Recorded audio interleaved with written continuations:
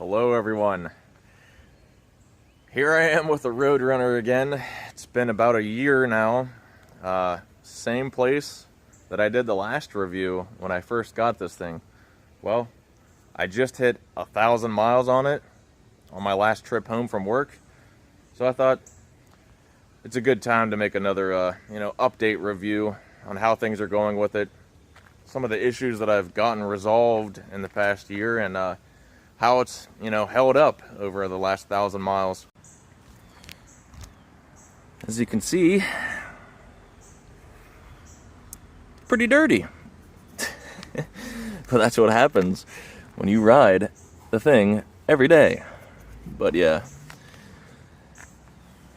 as you can see here, it doesn't flicker like this in real life, just so you know. But anyways, I've got 1,031 miles on here now. I've actually gotten to like this thing pretty much. I mean, it's exactly what I was looking for, as I said in my last video. But a few things needed to be changed. The seat, as you can see, is not original. Me and my girlfriend actually made this ourselves. The original seat is very uncomfortable.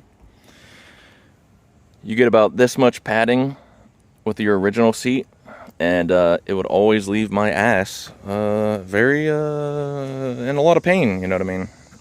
Very painful. And then the next day you wouldn't want to ride it again because your ass is still hurting from the day before. So I got a lot more foam in here. We just got it at a fabric store. I think it was Joann's Fabrics. Just put a lot of foam in there. And then this is just vinyl, like marine vinyl for like boat seats.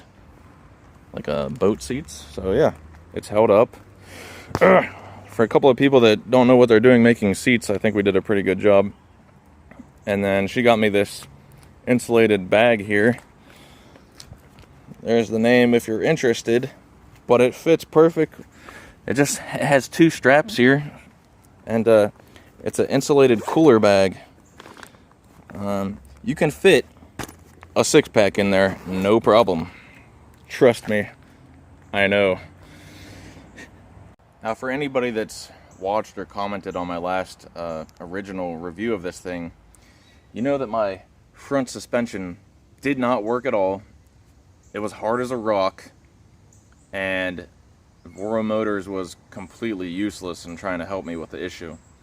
They even said that it's not adjustable. When I would say, oh, is there anything that I can do to make this work? Do I have to unlock something? Is there some kind of setting that I need to change? Do I need to open it up and take it out of packaging mode or whatever? They emailed me and said, it's not adjustable. It's not adjustable. It's not adjustable. Well, okay, I knew that there was a problem because it didn't work at all. And I don't think I would have ever gotten the issue resolved if I didn't make that first video complaining about it. And, it got a lot of views and I shared it all over the place. Eventually, I got in touch with somebody, I'm not going to mention his name, that works with Voro Motors. And if it wasn't for that guy helping me, he helped me so much with a number of different things, but if it wasn't for him, I don't think I would have ever got new front forks, really, to be honest with you, because they straight up lied about it not being adjustable. How are you going to tell me that it's not adjustable, and then you come out with a updated video from Voro Motors talking about the Roadrunner, and in the video they show you how to adjust the suspension? Well, I actually did get new front forks. They sent them to me. It took them about 6 months, and that guy that works with them to actually get them to me, but thank God. So it took them about 6 months to send these to me, and right out of the box, I tested them, and what do you know? They work like they're supposed to, so there was an issue. Yeah, they should have just gave me new ones from the start. But I guess beggars can't be choosers. You see how these move? Yeah. So the original ones that I had would not move. You could put 2 people on here and jump up and down on the thing. They wouldn't move at all. And guess what? It is adjustable. So this is on its softest setting. The more you turn it this way, the more stiff they get. I usually keep it about here. But yeah, that made it so much better to ride this thing. So much better to ride when your suspension actually works. Definitely need rear suspension on this, but you know, the front does help. Speaking, let's look at these tires. There's 1,000 miles on these tires. They look fine. They look fine. 1,000 miles on them. They look fine. And another thing, I check these tires every once in a while. Over a year and 1,000 miles, not one time have I ever had to add air to these things. Not once. I check them, they don't lose air. Whole year, I've never added air to these tires. It's so crazy. All of my other scooters, I have to add air to the tires every once in a while. My Dualtron Mini, have to add air to it at least once a month. My 9-bot Max, I have to add air to those tires like once a week. My Emove Cruiser, I had to add air to those tires every once in a while. Not once. That is a major plus. These tires are freaking great. Another thing that I really like about this is there's not a lot of bolts. Not a lot of things that can come loose, and I haven't had anything come loose on this, knock on wood, besides this right here, which I have seen. Some people say that this completely strips out and these gears become mush, and they have to replace the whole handlebars. But I've had this come loose a few times. You just got to tighten it up. But that's it. Just that one bolt. My Emove Cruiser had like 50 bolts that would come loose all the time, and never really felt safe riding it. Sometimes the bolts would fall completely out. But never had a problem with anything else on this scooter. I have the OG version, which the kickstand is all the way back here, which is a terrible spot for it. And they realized that really quick, because if you buy one now, it's not in the back, it's in the middle, somewhere down here. With it being in the back, I really have to pay attention to how I set this kickstand up, because half the time the scooter just falls over when I put the kickstand up, because it's really like off balance. But they fixed that, they moved it forward. If you get one of these now, the only differences are the kickstand is where it should have been all along. The foot pegs are longer. These are metal now instead of like this fake carbon fiber plastic, which, you know, who cares? But they're metal now instead of plastic.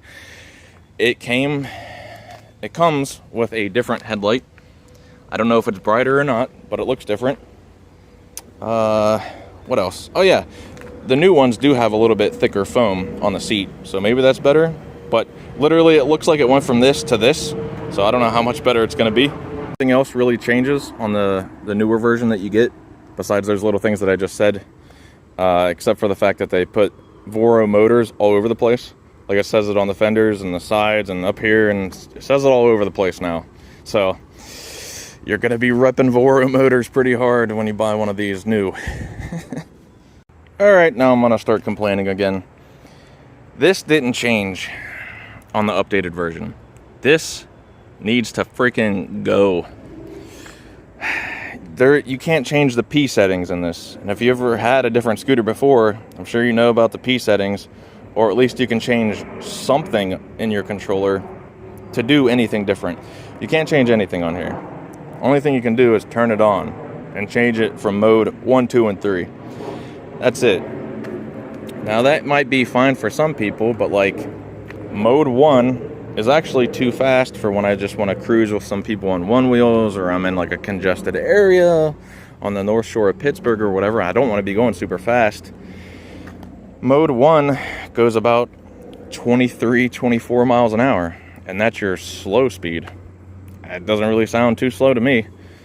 So between 1, you go about 23 miles an hour. Mode 2, it's maybe like 25, 26, 27. Mode 3 is when you can go 30 plus. And, you know, that would be okay if you couldn't just make it go slow. If this had cruise control, let me turn this off. That's another thing. You can't tell it to have cruise control. It does not have it. So what I would like to be able to do is just go about, 15, wait a few seconds, have cruise control engaged like any of my other scooters, and then let go of this, and then I'm cruising 15. But you can't, so you're always kind of doing this. If you want to go under like 25 miles an hour, you're going to be doing this a lot to try to be going slow. Another reason that this display needs to freaking go is there's no voltmeter. Every other scooter I have has a voltmeter, so you know exactly what your battery percentage is at. You get 4 bars on this, completely inaccurate. You have no idea what your battery percentage is at, unless you're trying to figure out whether you're in between 175 or 75 and 50 or 50 and 25 or 25 to 0. Really have no idea what you're at. It needs a voltmeter. My God. So what I do is I've taken this on a max range test 3 times now, and the first 2 times it was a little cold out and I got close to 25 miles. Since it's warmed up this summer, I took it on another max range test and I got 30 miles. So not even close to like the 50 miles that they claim you can get, but I live in Pittsburgh, there's a ton of hills. I'm closer to 200 pounds, so 30 miles is okay. It's not 50, but whatever. So I know that I have between 25 and 30 miles. So I use an app on my phone and I start recording my ride every time that I ride this, so I know how far I've gone, and that'll give me an idea of how far I can go. So once I get close to 20 miles, I know, hey, I got about 5 more miles maybe out of this before I need to get back home or get back to my car. So yeah, I think that's enough complaining for one video here. If it had a better suspension, like it needs rear suspension, but it is what it is. If they got better suspension, man, this thing would be awesome. And it needs a better seat.